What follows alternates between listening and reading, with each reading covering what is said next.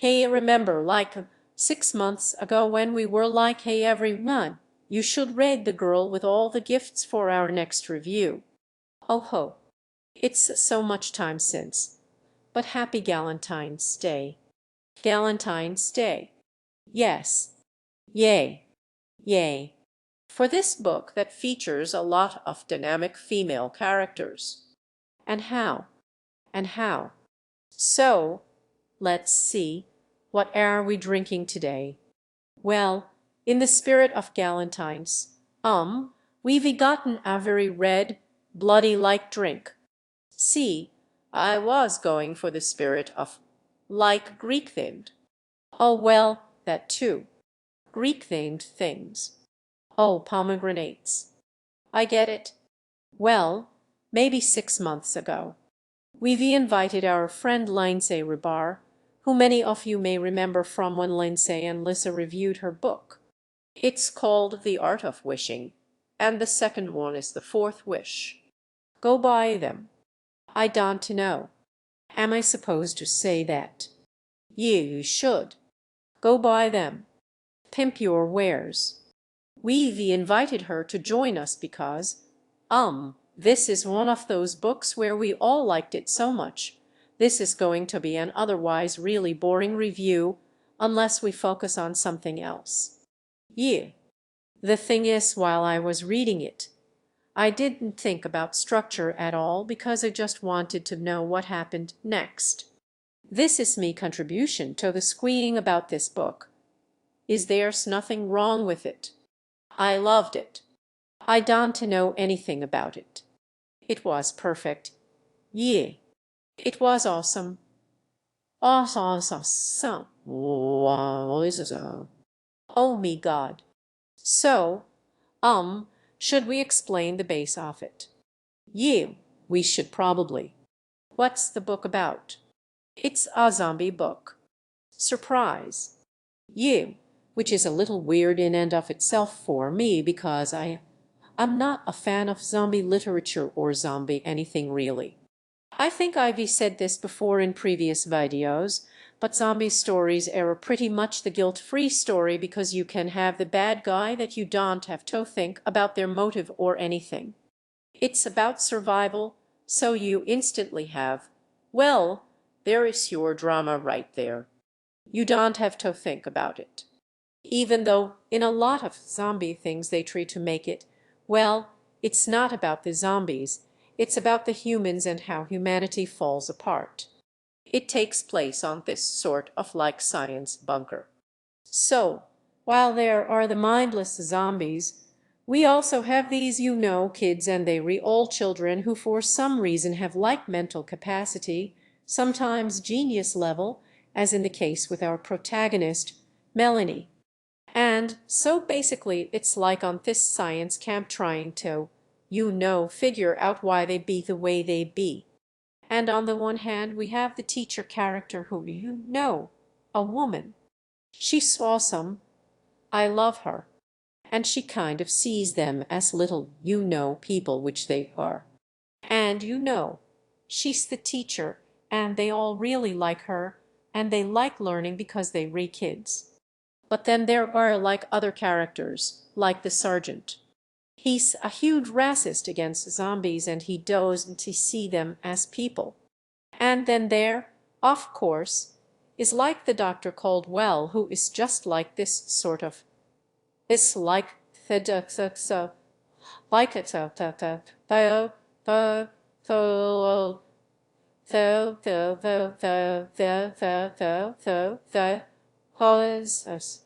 she's the mad scientist who is going to save humanity by not having any more children. She's going to science the shit out of this. And she's also a she. It's like, so like our three main characters, like we were shocked to find out that this was written by a woman because like the three main characters are women. It's like, a moral center, just to know. The mad scientist. You never see female mad scientists. Heartless female mad scientist. Yiv, the girl with all the gifts. Melanie. And she's what, 10 years old. Ye, She's like 10ish. This is a 10-year-old zombie, asked the main character. Yeah. And I identified with her a little more than I should have. And it's an adult book too. Yeah. Yeah, but what I also enjoyed is, these characters start as you think characters you've seen all before. And then they all get those little twists that make them human. And not just, well, here's the racist surgeon. Here's the racist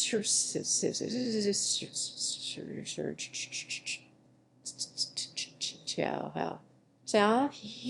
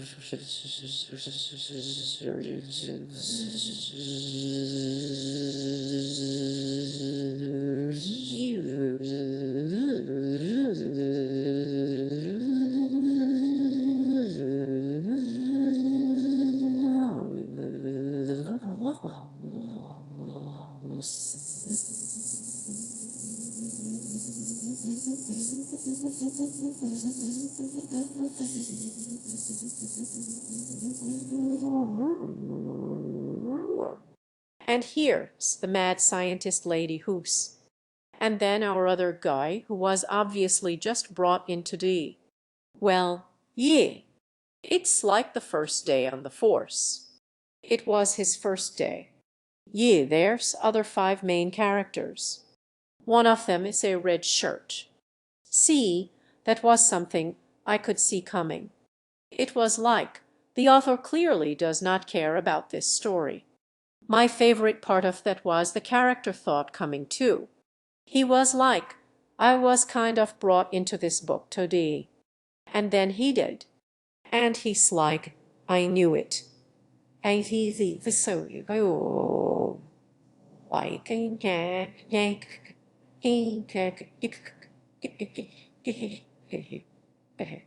hey, spoilers. But then even with then and even with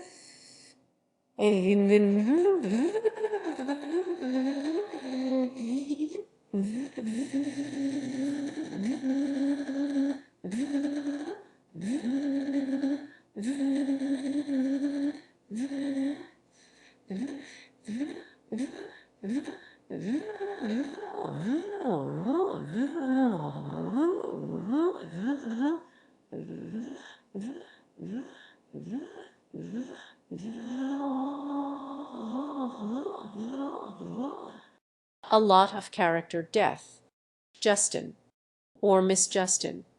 Justin, I don't know. Just, What I love is that it sets it like, you think, oh, well, here's the woman who can't help but empathize with the scary bad thing. And then it's like, but then her foil is also a woman. Oh my gosh. And they do all start as archetypes. And I found it a little Joss Whedon-y in that way, where everybody's a little deeper than you thought they were in ways that you wouldn't necessarily expect. But also, like, the fact that their genderness never comes into play as a function in the story. Yeah. It's like the gender of, like, their gender is completely irrelevant. And that's what we say when we just don't want cliché female characters. It's like, especially in a story like this, it's just like so-and-so happens to be a woman and is not acting in a stereotypical way vis-a-vis what type of roles women are normally allowed to play in stories like these. And I don't like it. I don't know how much we should talk about it because it's like part of what made this book so like as close to flawless as a book is going to get is that the payoff at the end was so perfectly built up and yet so not predictable. There's this point, and I think I can say this in a spoiler-free way, but there is this point in the book about 2 or 3 pages from the end where you realize that you read 2 or 3 pages from the end. There is no satisfying way that this story could wrap up.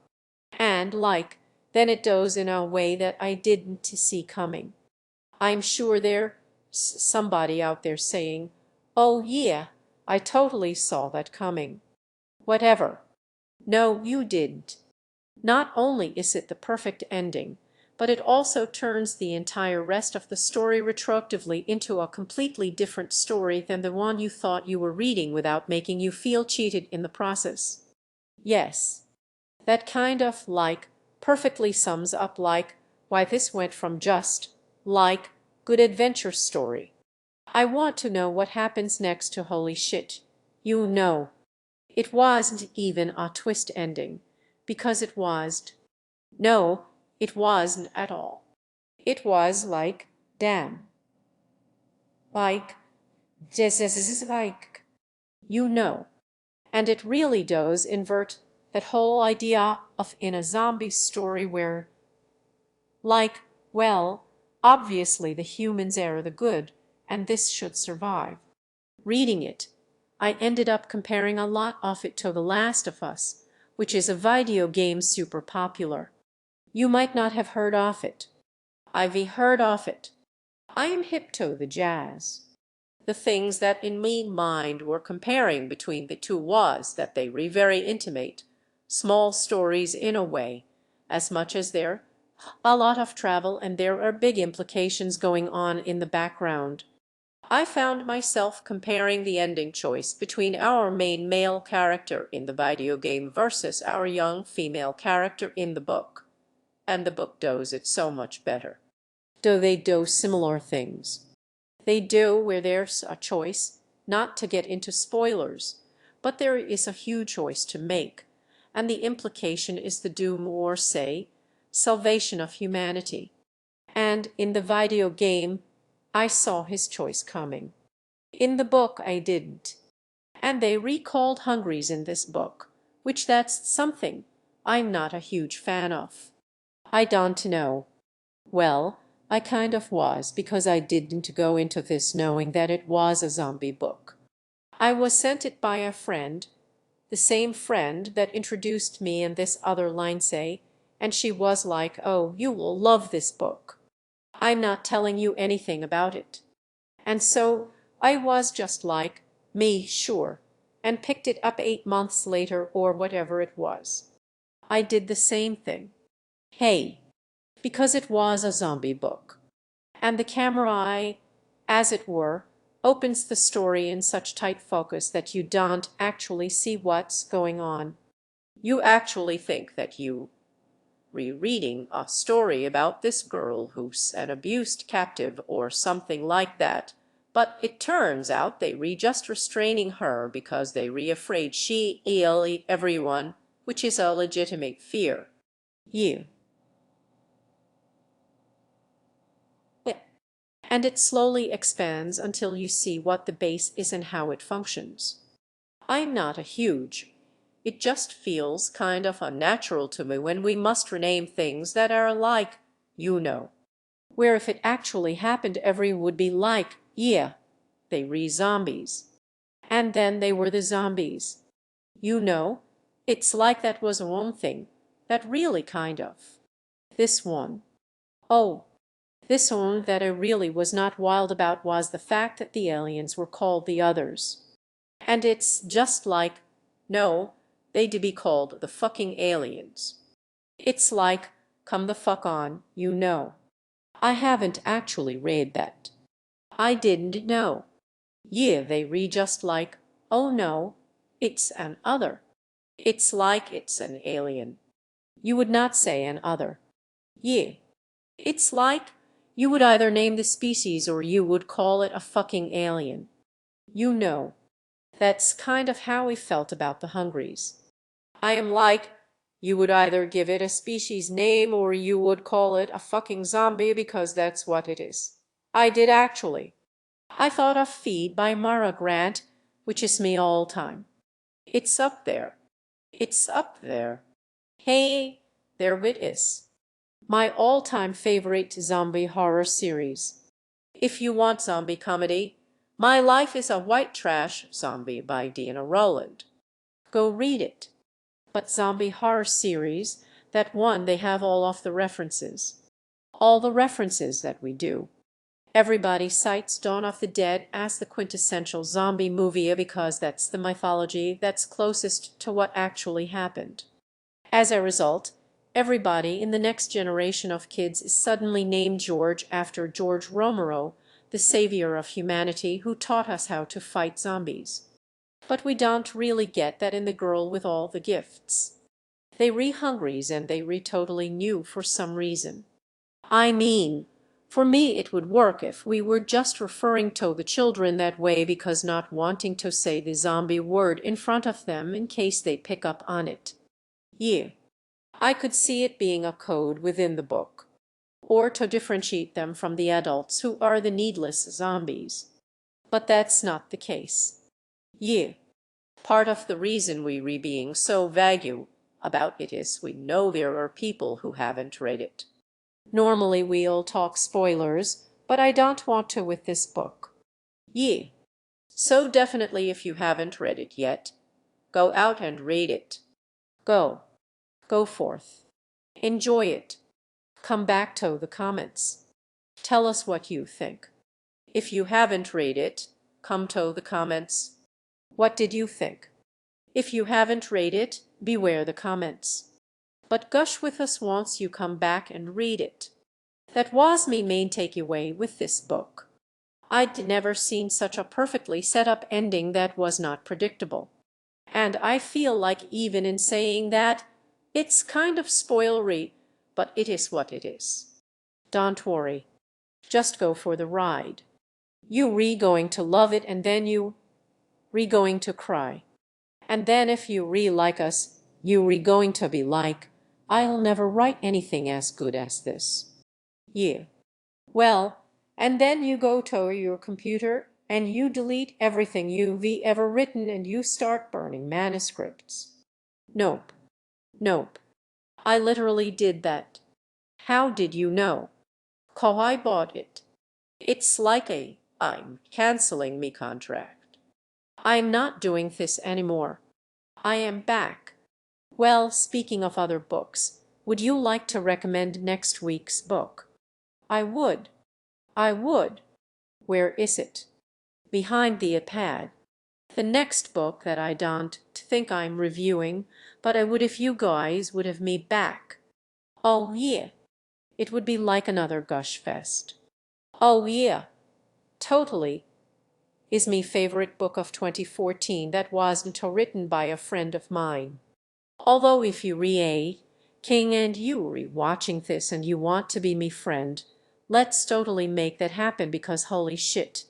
This is called Glory O'Brien's History of the Future, and it is amazing and feminist and literary without being pretentious, which I love.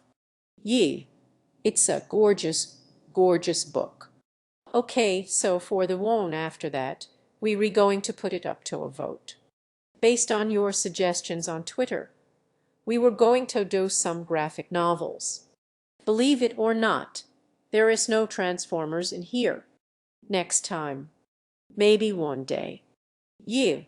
We wanted mainly either female-centric or female protagonists.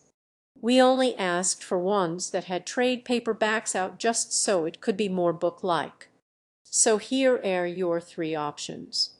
Go into the comments and vote for one, and then we will announce it when we review this book, Glory O'Brien's History of the Future. So your three options are Rat Queens, Volume 1 through something. Ms. Marvel Volume I think there's only one. Or, of course, Saga, which is up to Volume 5 or 6 or something. We're going to read the three sagas. We're going to read the three, and then we'll talk about it. Basically, we'll just say whatever's on trade. That's what we're going to talk about. Although I'm going to go ahead and catch up on 'ems. Marvel because number 12 is coming out tomorrow, and Loki's the special guest, So we've got to see that. So vote for which of the three Marvel Saga or Rat Queens you want us to talk about, and then we will announce it when we review this sucker. Depending on how well the voting goes, we might do that from now on. Hey, Lindsay, I am really mad for you. Oh, Ivy lost me mind over you. We'll talk about yeah, and also I think this is a reference to another book we read one time. Déjà vu. You.